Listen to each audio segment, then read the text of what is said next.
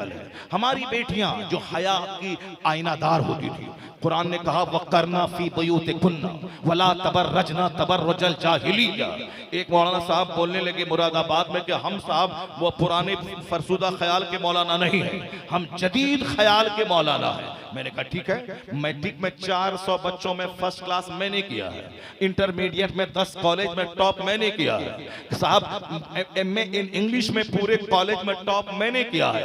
आज जदीद ख्याल मेरा नहीं है, ये खालिस मदरसे में पढ़े हैं, इनका ख्याल जदीद है। वो बोले हाँ हाँ मेरा ख्याल जदीद है, इस माना कर कि औरतें निकाब पहन करके वो साहब लैब में जाएं, कॉलेज में जाएं, कोचिंग सेंटर पे जाएं, वो अब मर्दों के साथ बैठ करके स्टडी करें। पर्दा है ही इसीलिए ताकि वो अब मर्दों के साथ मिलके पढ़ें लिखें। हम वो घर में रखने वाले काबिल नहीं है कि घर में वो रहे, घर में वो रहे।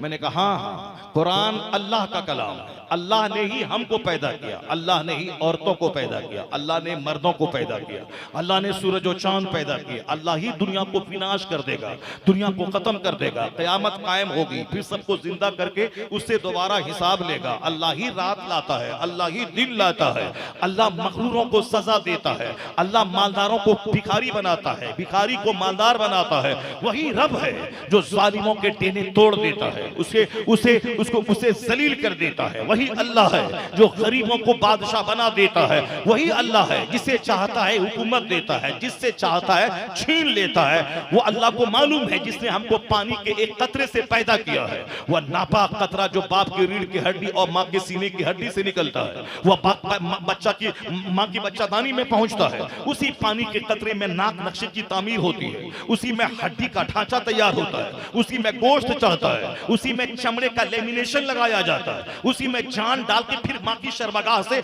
अजूबा इंसान को पैदा करता है। जो अल्लाह पानी के एक कतरे से इंसान को पैदा किया है, तो यार नापाक कतरे से पैदा हुआ इंसान, इसकी सोच कैसी होगी? जो कई बार शर्मगाहों से गुजरा है, इसकी सोच कैसी होगी? जो 2 केजी पखाना पेट में लेके चलता है, इसकी सोच कैसी होगी? वो खुदा जो कायनात का खालिक है, वो जो कहता है उसकी बात सच है। और ये नापाक कतरे से पैदा होने वाला, इनकी फिक्र कमजोर, इनकी फिक्र कमजोर, इनकी आदत कमजोर, इनकी पर्सनैलिटी कमजोर, इनका वजूद कमजोर। यानी हमारे पीछे है मौत की तलवार, हमारे पीछे है गम की तलवार, हमारी गर्दन पे है हादसात की तलवार। हम तो सुनामी के बीच में है, हम तूफान के बीच में है, हम जलजले के बीच में है, हम रुसवाई के बीच में है। यानी जो इस कदर मसाइब व आलाम के बीच में हो, ये बोले मेरी फिक्र है, मेरी फिक्र है, तेरी फिक्र नहीं, तेरी फिक्र नहीं। बात वो सच्ची है जो तेरा पैदा करने वाला है, जो कायनात का खालिक है। तो कायनात का खालिक क्या कहता है? कायनात का खालिक कहता है वक़रना फी बुयूतिकुन्ना वला तबर्रजना तबर्रुजल जाहिलिया। कायनात का खालिक कहता है जो औरत और मर्द का पैदा करने वाला है। अल्लाह कहता है औरतों अपने घरों में ठहरी रहो, दौरे जाहिलियत की आवारा घूमने फिरने वाली औरतों की तरह आवारा मत फिरा करो। करना फी बुयूतिकुन्ना, अपने घर में ठहरी रहो। और ये कहते हैं कि घर से बाहर निकलो, मर्दों की महफिल की जीनत बन जाओ। नहीं देखा तुमने, ये लोग मेरा मजाक उड़ाते थे कानून पर्दा का, लेकिन आर्जिकल मेडिकल कॉलेज कलकत्ता में रेप करने वाला, मर्डर करने वाला, वो कोई जाहिल नहीं था, कोई रिक्शा चालक नहीं था, वो पढ़े लिखे लोग थे। औरत भी एमडी करने वाली थी और उसके रेप करने वाला वो उसी कॉलेज में रहने वाला था। मैं कहता मुजफ्फरपुर के शेल्टर होम में जो भी औरतों के साथ हुआ, उस औरतों पनाह गुज़ी औरतों के साथ में वो कोई जाहिल लोग नहीं थे, वो गांव के काश्तकार नहीं थे, वो सब पौष किस्म के लोग थे, मंत्री लोग थे, मिनिस्टर लोग थे, ऑफिसर लोग थे। यानी औरतों को परवरिश के नाम पे शेल्टर होम चल रहा है और जवान होने के बाद रात में काले कारतूत अंजाम दिए जा रहे हैं। इसका मतलब है कि औरत इसके लिए नहीं पैदा हुई कि मेरी निगाहों के सामने फटा हुआ जींस पहन कर रहे, चुस्त टी शर्ट पहन कर रहे।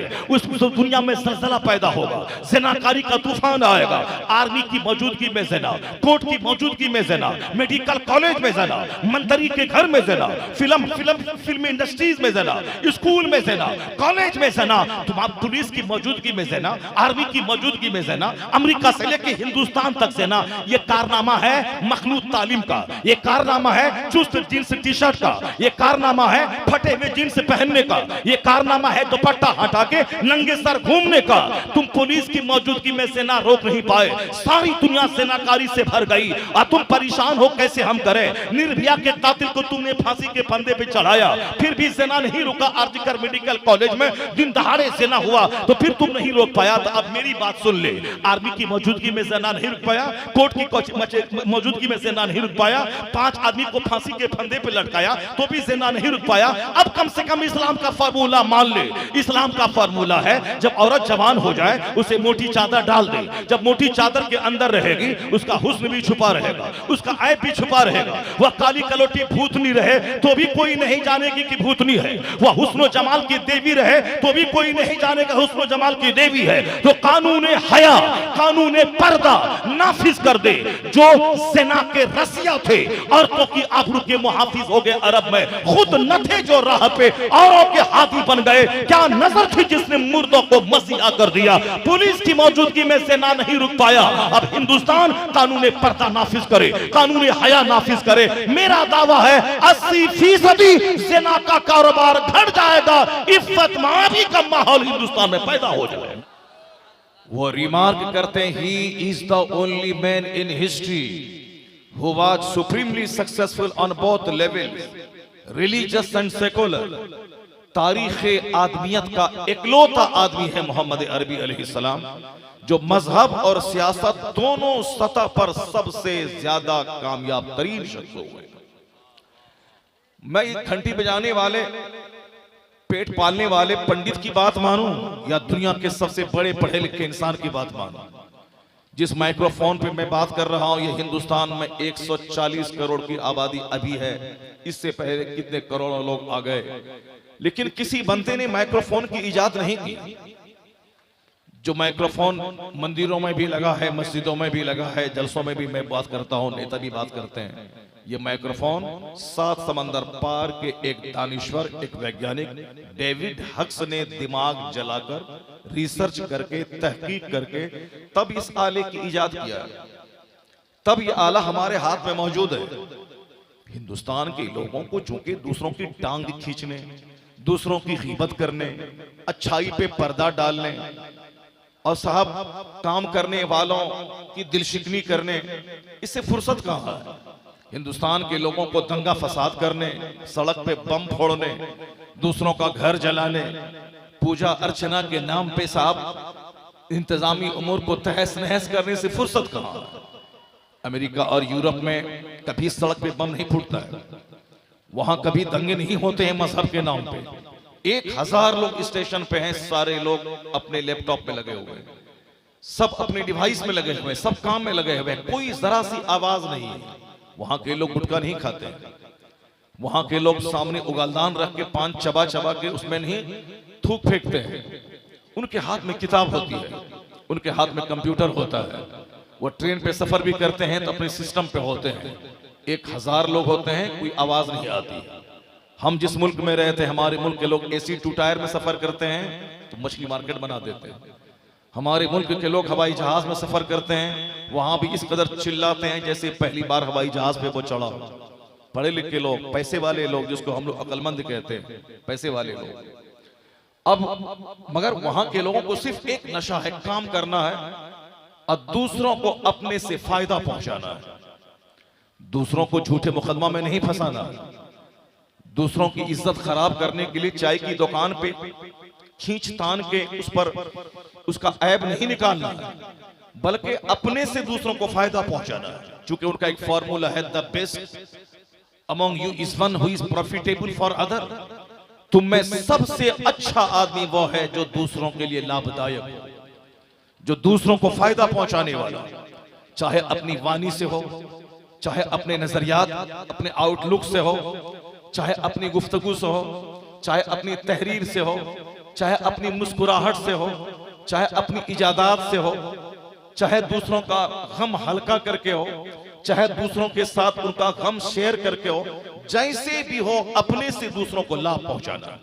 क्योंकि आदमी की तारीफ ही है कि आदमी वही है जो अपने से दूसरों को फायदा पहुंचाता हो। यह फॉर्मूला यूरोप और अमेरिका के दानिश्वरों का आज का फॉर्मूला है। लेकिन आपको ताज्जुब होगा, यही बात चूंकि हम लोगों ने नमाज, रोजे, हज और ज़कात की बात तो सुनी है, लेकिन अखलाकियात के ताल्लुक से हुजूर ने जो जो बातें कह दी हैं, उन बातों को हम लोग बहुत कम सुनते हैं, बहुत कम पढ़ते हैं। इसी ताल्लुक से कि यूरोप और अमेरिका के लोग यही चाहते हैं कि हमसे दूसरों को फायदा पहुंचे। हम माइक्रोफोन इजाद करें, दुनिया के करोड़ों लोग उससे फायदा उठाएं। हम हवाई जहाज का फॉर्मूला दें, दुनिया के करोड़ों लोग फायदा उठाएं। हम फ्रिज, एसी, कूलर का फॉर्मूला दें, दुनिया के करोड़ों लोग फायदा उठाएं। हम मोबाइल और कंप्यूटर और लैपटॉप का फॉर्मूला दें, दुनिया के करोड़ों लोग फायदा उठाएं। ऐसा नहीं कि ये फायदा सिर्फ हमारी सोसाइटी, हमारी बिरादरी, हमारे मुल्क तक लिमिटेड और महदूद रह जाए, नहीं, सारे लोग फायदा उठाएं। अमेरिका के दो भाइयों ने दिमाग चलाया, हवाई जहाज का फॉर्मूला दिया, वो मर गए। लेकिन आज दुनिया के करोड़ों लोग, काफिरों से ज्यादा मुसलमान फायदा उठाते हैं। 1 करोड़ से ज्यादा लोग हर साल हरमैन तैयबैन का सफर हवाई जहाज से करते हैं। दुनिया भर में हवाई जहाज से ज्यादा सफर मुसलमान ही करते हैं। चूंकि 200 से ज्यादा ममालिक के लोगों को मक्का मदीना आना है, हवाई जहाज से आना है। मुसलमानों का और कोई दूसरा केंद्र नहीं है कि हमें थाईलैंड जाना है, हमें साहब मलेशिया जाना है, नहीं, बिजनेस करने के लिए अगर जाना है, लेकिन मजहबी मरकज अगर है पूरी दुनिया में तो एक मक्का है, एक मदीना है। तो अमेरिका के लोग भी वहीं आते हैं, हिंदुस्तान के लोग भी वहीं जाते हैं, सारी दुनिया के लोग वहीं जाते हैं, हवाई जहाज से जाते हैं। तो बनाया किसने? क्रिश्चियन ने। फायदा उठाते हैं कौन? मुसलमान। चूंकि उनका नजरिया है कि हमसे दूसरों को फायदा पहुंचे, और हमारा नजरिया यह है कि हमसे पड़ोसी को तकलीफ पहुंचे। हमारा नजरिया यह है कि हमसे मस्जिद के इमाम को कष्ट पहुंचे। हमारा नजरिया यह है कि झूठ मुकदमा करके अपने पड़ोसी को बता दूं अपनी औकात। हमारा नजरिया यह है कि एक हमारे पड़ोसी की बेटी का रिश्ता पटना में लगा, तो जो 5 रुपए खर्च नहीं करने वाला हो, वो 500 रुपए खर्च करके पटना जाके अपने पड़ोस की गीबत उसके सामने करके रिश्ता को तोड़वा के वहां से मुस्कुराते हुए आता है और ये कहता है, ये मुझको नहीं पहचानता है कि मैं कितनी दूर की चाल चलता हूं।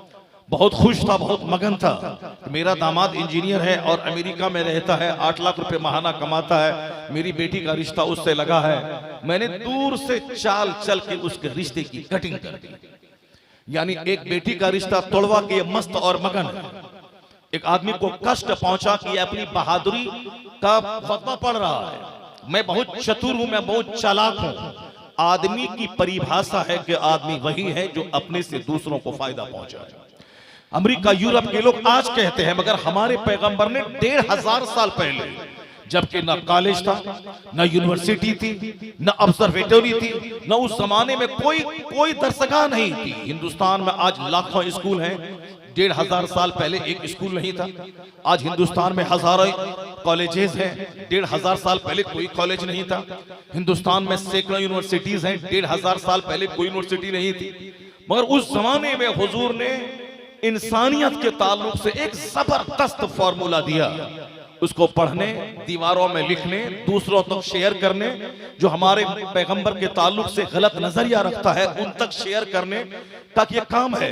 कि आका इस्लाम ने फरमाया 1400 साल पहले, खैरुन नास मय्यनफउन नास, लोगों में सबसे अच्छा आदमी वो है जो अपने से दूसरों को फायदा पहुंचाने वाला, अपने से दूसरों को फायदा पहुंचाने वाला, अपने से दूसरों को कष्ट नहीं पहुंचाए, अपने से दूसरों को फायदा पहुंचाने वाला। यूरोप के लोगों ने आज इस फॉर्मूले को अपनाया है कि स्माइलिंग, मुस्कुरा के दूसरों को फायदा पहुंचाइए। अगर आप गुस्से से रहेंगे तो कोई आपका दोस्त नहीं रहेगा, अगर आप गुस्से से मिलेंगे तो कोई आपसे मिलने वाला नहीं मिलेगा, आप तन्हा रहेंगे, तन्हाई की जिंदगी गुजारेंगे। दोस्त उसके इर्द गिर्द होते हैं जो मुस्कुराना जानते हैं, जो दूसरों का कष्ट बांटना जानते हैं, जो दूसरों की तकलीफ पे सब्र करना जानते हैं और अपनी तरफ से तकलीफ नहीं पहुंचाना जानते हैं। उसके इर्द गिर्द दोस्तों की भीड़ रहती है, उनकी बीवी उसकी होती है, उनके बच्चे उसके होते हैं। वरना मजबूरी है बीवी की, आप शौहर है, आपके साथ रहना है, दिल आपके साथ नहीं है उसका। मजबूरी है बच्चों की कि आप उनके बाप हैं, वो आपको अब्बू न कहे तो किसको कहे, मगर उनका दिल आप नहीं जीत पाएंगे। दिल जीतने के लिए अपने अहबाब, अपने रिश्तेदारों की तकलीफ पे सब्र करना पड़ता है, उनकी दी हुई तकलीफ पे सब्र करना पड़ता है, और अपनी तरफ से इंतकाम नहीं, अपनी तरफ से सिर्फ फायदा ही पहुंचाना पड़ता है। ऐसे लोगों के पास दोस्तों की भीड़ रहती है जो दूसरों को मुस्कुराहट बांटता हो। स्माइलिंग, हवाई जहाज की एयर होस्टेस मुस्कुराती हैं, उसको ट्रेनिंग दी जाती है। आज साहब बिजनेस करने वाले जो एमडी होते हैं वो अपने ऑफिस में बैठकर मुस्कुराते हैं, हर आने वाले व्यापारी से बात करते हैं, मुस्कुराहट से ही वो बिजनेस करते हैं। स्कूल का मैनेजर, स्कूल का सेक्रेटरी, स्कूल का प्रिंसिपल, वो सब मुस्कुराते हैं ताकि हर आने वाला उसके अंदर से उनसियत पाए। मुस्कुराहट, स्माइलिंग, कारोबार बढ़ाने, स्कूल चलाने, दोस्तों की तादाद बढ़ाने, समाज में दोस्तों का सर्किल बढ़ाने के लिए स्माइलिंग बहुत बड़ा रोल अदा करता है। मुस्कुराहट, मुस्कुराएं, मुस्कुरा के दूसरों का गम हल्का करें। ये सारी बातें आज जदीद कल्चर की पैदावार है। मगर ताज्जुब की बात है कि जिस पैगंबर आजम ने नमाज का फॉर्मूला दिया, रोजे हज्जो ज़कात का फॉर्मूला दिया, उस पैगंबर आजम ने मुस्कुराहट के ताल्लुक से कितनी जबरदस्त बात कह दी। आका फरमाते हैं फला तहकिरन्न मिनल मारूफ शैअ वलौ अन तल्का अखाका बिवजहिन तलिक। आका फरमाते हैं किसी नेकी को हकीर मत समझना, किसी भी नेकी को, चाहे छिलका हटा देने को, कांटे को रास्ते से हटा देने को, दूसरों को अपनी सवारी पे बिठा देने को, कुआं से डोल में पानी निकाल के दूसरों की बाल्टी में रख देने को, किसी भी नेकी को हकीर मत समझना। वलो अंतल का अखाक बेवजहिन तलिक। मुस्तफा कहते हैं यहां तक कि अपने भाई से मुस्कुरा के मिलना भी तेरी तरफ से सदका है। दुनिया के लोगों ने मुस्कुराने को बिजनेस बढ़ाने का जरिया बनाया। दुनिया के लोगों ने स्कूल और कारोबार चमकाने के लिए मुस्कुराहट, स्माइलिंग फेस के महत्व पे गुफ्तगू की। 1400 साल पहले हमारे पैगंबर ने इस मुस्कुराहट को इबादत का दर्जा अता फरमाया कि अपने भाई से मुस्कुरा के मिलना ये भी तेरी तरफ से सदका है। यानी मुस्कुराहट, मुस्कुराना, गम दूर करना, उसका गम हल्का करना, उनके साथ बैठ जाना, उनके साथ दो चार कदम चलना, उनका गम सुन लेना, उनकी पैरवी के लिए उनके साथ दो चार कदम चलना। इस कदर ह्यूमैनिटी, मानवता पे पैगंबर आजम ने जो जोर दिया है, आका अलैहिस्सलाम की तालीमात का ये असर था कि एक सहाबी रसूल मस्जिद नबवी में एतकाफ में बैठे हैं। एतकाफ में बिला इरादा कोई एक कदम बाहर पांव हटा निकाल दे तो एतकाफ टूट जाता है। अगर इस्तिंजा की खातिर वो जाए, गुस्ल फर्ज हो तो गुस्ल करने के लिए जाए, तब तो एतकाफ नहीं टूटेगा, क्योंकि मस्जिद में गुस्ल हो नहीं पाएगा, रफे हाजत कर नहीं पाएगा। लेकिन अगर वो गुस्ले सेहत के लिए अगर जाता है मस्जिद से बाहर अपने घर में, एतकाफ टूट जाएगा। अगर वह बाथरूम के लिए गया, रास्ते में किसी से बात करने लगा तो एतकाफ फासिद हो जाएगा। बिला जरूरत एक कदम भी मस्जिद से बाहर निकाला, एतकाफ टूट जाएगा। एक सहाबी रसूल एतकाफ में बैठे थे, वो एक शख्स आया, उन्होंने अपनी कुछ हाजत बयान की, वो मस्जिद से बाहर निकलने लगे, चप्पल पहनने लगे। किसी ने कहा हुजूर आपको मालूम है कि आप एतकाफ में बैठे हैं? कहा हाँ मुझको मालूम है, मैं एतकाफ में बैठा हूँ। आका अलैहिस्सलाम की कब्र अनवर की तरफ इशारा करके, चूंकि उस वक्त गुंबद नहीं बना था, उस वक्त दीवार नहीं बनी थी, सिर्फ उभरी हुई मिट्टी की शक्ल में सरकार की कब्र को थोड़ी सी ऊंची कर दिया गया था। बाकी मस्जिद नबवी की दीवारें थी और सामने सरकार का हुजरा था और वहीं आपकी कब्र अनवर थी। सहाबी रसूल ने हुजूर की कब्र की तरफ इशारा करके कहा, मैंने इस कब्र वाले से सुना है कि जो एक मुसलमान भाई की हाजत पूरी कर दे, 10 साल के एतकाफ से यह काम बेहतर है। उम्रा पे उम्रा लोग ठोक रहे हैं, एतकाफ पे एतकाफ कर रहे हैं। साहब पड़ोस में लोग मुसीबत ज़दा है, बीमारी के लिए एक पैसे के लिए तरस रहे, बीमारी का इलाज कराने के लिए, उसका इलाज नहीं कराते, उम्रा कर रहे हैं, चूंकि गिन रहे हैं कि मेरा यह 5वां उम्रा है, मेरा यह 6ठा उम्रा है, मेरा यह 7वां उम्रा है। क्या कहा उस सहाबी रसूल ने? 10 साल के एतकाफ से बेहतर है एक मुसलमान की मुसीबत दूर कर देना, उसके काम आ जाना, जिसके पैगंबर ने इतना जबरदस्त फॉर्मूला दिया हो मानवता की सेवा का, अपने भाइयों की खिदमत करने का, अपने समाज में मोहब्बत का वातावरण बनाने का।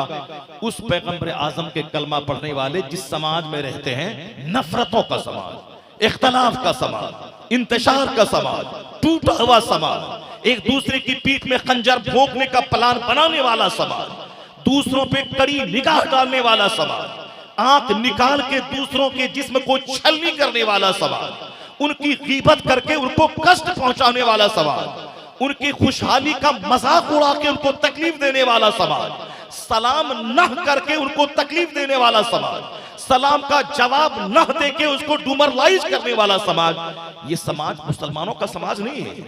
मुसलमानों का समाज वो है जहां मोहब्बतों की खैरात बढ़ती हो, जहां इस्माइली मुस्कुराहट बढ़ती हो, जहां सिर्फ दूसरों को फायदा पहुंचाया जाता हो। इसलिए आका अलैहिस्सलाम ने कभी कहा था, ला तदखुलूनल जन्नत हत्ता तुमिनू वला तुमिनू हत्ता तहाब्बू। हुजूर ने कहा था तुम जन्नत नहीं जाओगे जब तक कि मोमिन न बन जाओ, और मोमिन नहीं बनोगे जब तक कि आपस में एक दूसरे से मोहब्बत न करो। ऐसा नहीं कि अपनी डफरी अपना राग बजाएं, नफरतों में जिएं और हम मुसलमान कहला जाएं। ठीक है, काफिरों से जरूरतन जब कोई जिहाद के अलावा कोई चारा नहीं रह जाएगा तब हम तलवार उठाएंगे अपना ईमान, अपनी मस्जिद, अपना मदरसा बचाने के लिए, तब जिहाद करेंगे। लेकिन अगर कोई काफिर हाजतमंद हो, अगर वो काफिर भूखा प्यासा हो, तो उसकी भूख मिटाने के लिए अगर आपने कदम उठाया सवाब मिलेगा। काफिर तो इंसान है, मगर यहाँ बुखारी शरीफ की हदीस नहीं पढ़ी आपने, एक भूखा कुत्ता जो प्यास की वजह से जबान निकाले हुआ था और कीचड़ चाट रहा था कुएं के इर्द गिर्द, कुएं के इर्द गिर्द चक्कर लगा रहा था और अपनी जबान को प्यास की वजह से लटकाए हुआ था। एक फाहिशा औरत, बदअमल औरत अपने दुपट्टे से अपने शूज को डोल बनाकर उसको पानी पिलाए। आका क्या फरमाते हैं, वह फिल जन्ना, वो औरत जन्नत में है, वो औरत जन्नत में है। एक औरत जो नमाज पढ़ती थी, रोजा रखती थी, मगर एक बिल्ली को बांध के रखी, यहां तक के मर गई। आका फरमाते हैं वह जहन्नम में है। आका फरमाते हैं मैंने एक शख्स को जन्नत में टहलता हुआ देखा, राई तो रजुलन यतकल्लब फिल जन्ना, मैंने एक शख्स को देखा जन्नत में टहल रहा था। कोई बड़ी नेकी नहीं, सिर्फ एक दरख्त की वजह से, जो दरख्त रास्ते में था उसको उन्होंने काट दिया।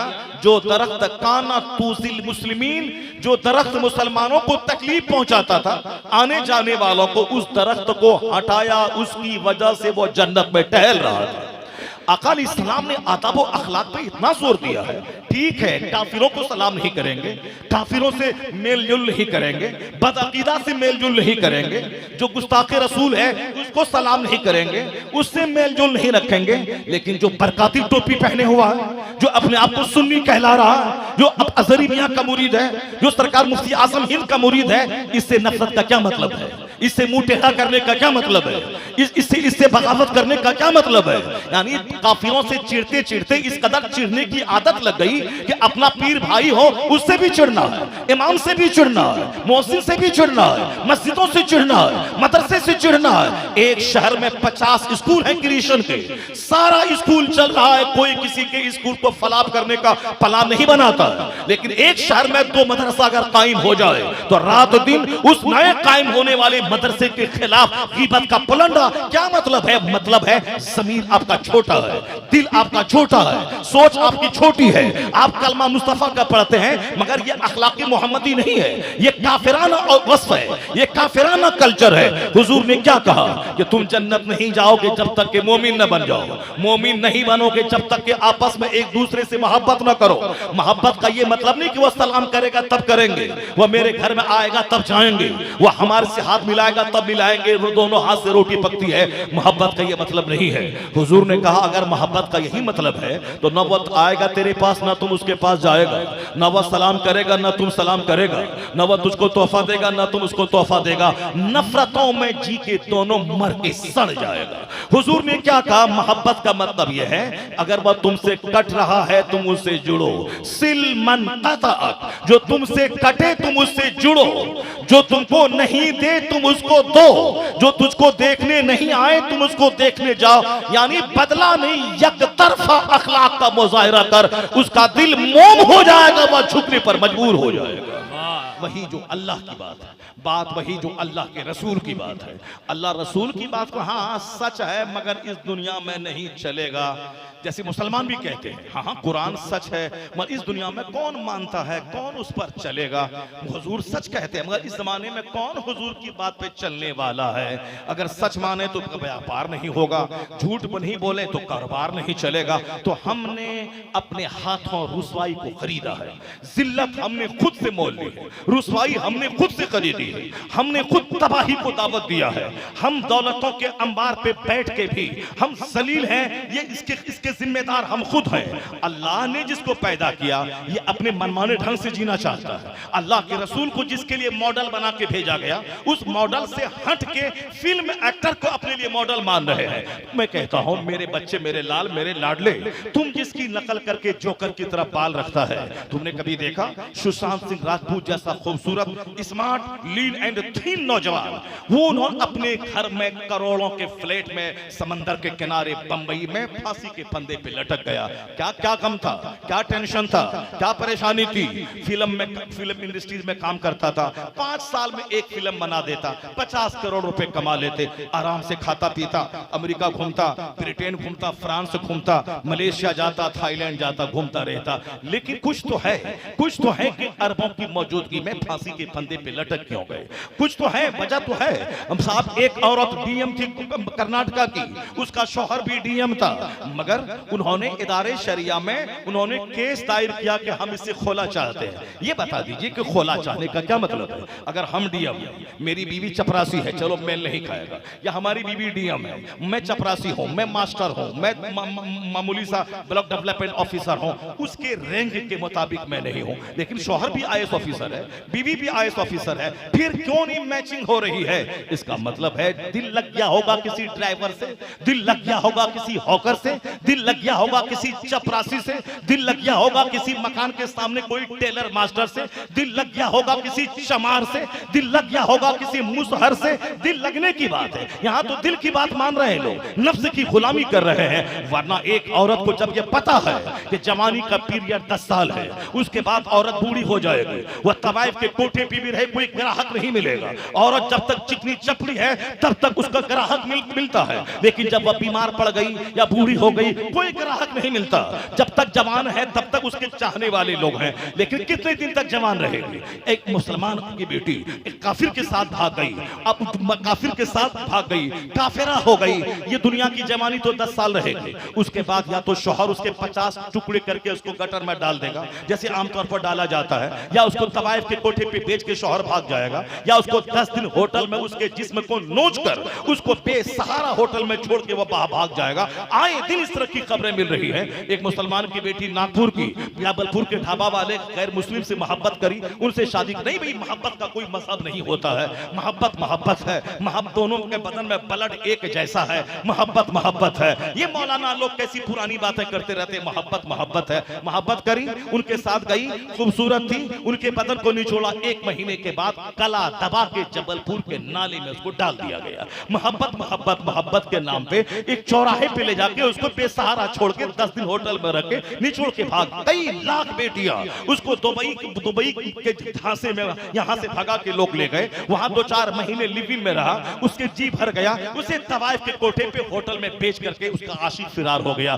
अब ना घर आ सकती है और ना उसके पास जा सकती है, ना कोई दूसरा उसको अपनी बीवी के तौर पर एक्सेप्ट कर सकता है। अब सारी जिंदगी जब तक जवान है वह आने वाले गेस्ट के बिस्तर को गर्म करे, और जब बूढ़ी हो जाए तो दरगाहों पे बैठ के भीख मांगे। ये हाल है। मगर तुमने नहीं देखा जो नफ्स की गुलामी नहीं किया, जिसकी नजर आखिरत पे है, जिसकी नजर अल्लाह रसूल पे है, यह चंद दिन की जवानी पे नहीं है, जहां का एक दिन 50,000 साल के बराबर होगा, जहां खरबों साल रहना है। दुनिया में के 70 साल 70 सेकंड की तरह है, मगर जहां खरबों साल रहना है। जिसके घर में माँ बाप ने आखिरत की बात की, जन्नत की बात की, आका इस्लाम की सुन्नतों की बात की, मरने के बाद की जो दुनिया है उस दुनिया की बात की, उसकी बेटियां कभी काफिरों के साथ भागकर जलील नहीं हुई।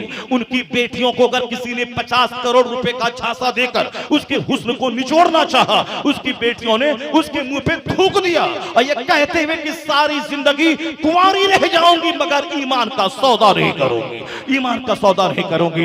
ये वो बेटियां बोल रही हैं जिस बेटी की खुट्टी में इस्लाम पिलाया गया है, जिसको बताया गया है यह दुनिया की जिंदगी 4 दिन की है, यह पानी का बुलबुला है, असल जिंदगी मरने के बाद की है, जहां का एक दिन 50,000 साल के बराबर है। दुनिया की जिंदगी पानी का एक कतरा है, आखिरत मिस्ले समंदर के है। तो एक कतरा पानी के लिए लालायित होना, इसी को रंगीन बनाने के लिए खरबों साल की जन्नत को जला के राख कर देना, ये कहां की अक्लमंदी है? दुनिया में मकान मिले ना मिले, यहाँ शादी हो ना हो, यहाँ नफ्स पे कंट्रोल रखे, यहाँ की सारी ख्वाहिशात अधूरी है, यहाँ का मकान अधूरा है, यहाँ की सारी कामयाबी अधूरी है, यहाँ की सारी तरक्की अधूरी है। अगर जन्नत मिल गई वही कामयाब और बामुराद है, वरना दुनिया की कामयाबी आज है कल जिल्लत है, आज बादशाहत है कल फकीरी है, आज तंदुरुस्ती है कल बीमारी है, आज इज्जत है कल ज़लील हो गए। दुनिया में हर लम्हे लम्हे में मुसीबतों का अंबार छुपा है। तो जिसकी पैरवी तुम कर रहा है वह फांसी के फंदे पे लटक रहा है। आईएएस ऑफिसर फांसी के फंदे पे लटक रहे हैं,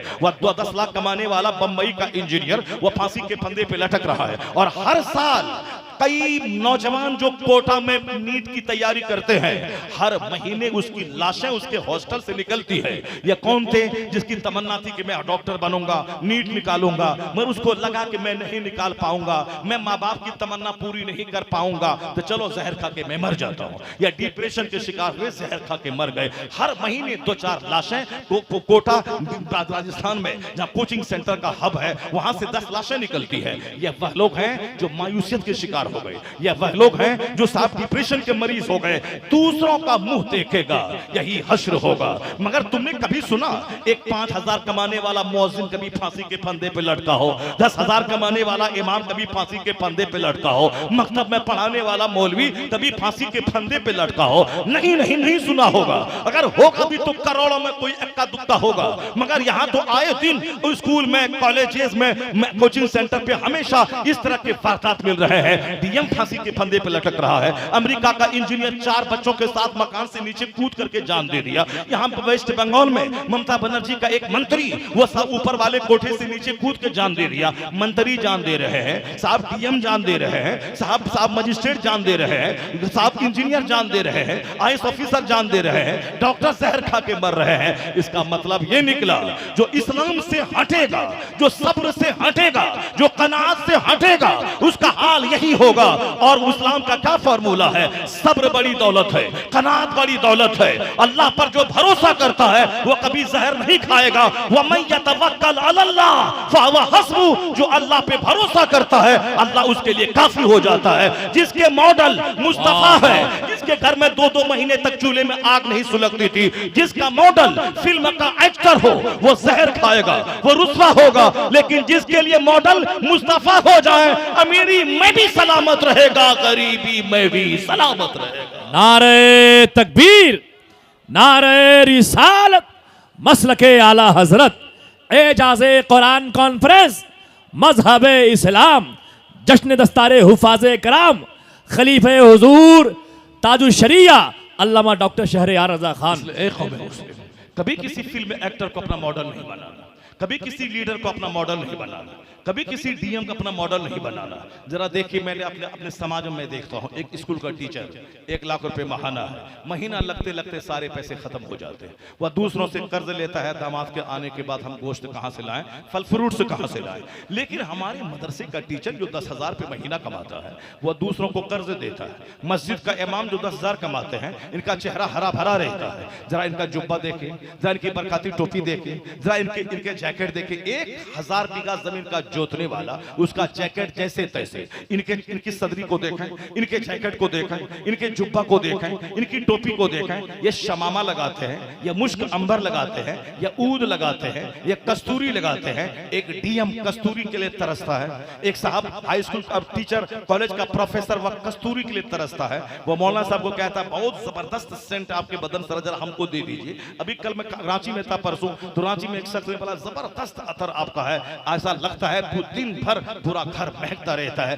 जरा वो हमको वो शीशी दे दिए जाए। ये बताइए कि साहब इसके आमदनी कितनी है? 10,000, मगर मुश्क लगाते हैं, कस्तूरी लगाते हैं, चेहरा हरा भरा रहता है, कभी गोरा चेहरा काला नहीं होता है। आखिर की खुशहाली का क्या राज है? वहां डीएम है जहर खा के मर रहे हैं, वहां साहब इंजीनियर है जहर खा के मर रहे हैं, और यहाँ 10,000 रुपए में मस्त है, जबरदस्त आयरन वाला कपड़ा और जबरदस्त चेहरे पे हरियाली, आंखों में सुरमा। ये हरियाली का राज क्या है? एक राज यही है कि इनके पास सब्र है, इनके पास कनात है, इनके पास ज्यादा मॉल बनाने, जमीन खरीदने की चाहत और ललक नहीं है। वहां 1 करोड़ रुपया है और 2 करोड़ की जमीन का सौदा कर लिया। 1 करोड़ तो अपने पास है, 1 करोड़ कहां से लाएंगे? 10 लाख इनसे, 10 लाख उनसे, 10 लाख उनसे। अब सारी जिंदगी इसकी टोपी उसको सर, उसकी टोपी उसके सर, सारी जिंदगी परेशान, मकरूज, कभी खुश नहीं रहेगा। अब इनको ना मॉल बनाने की चाहत है, ना जमीन खरीदने का शौक है, ना गाड़ी खरीदने का शौक है, जो आमदनी उसी में मस्त है।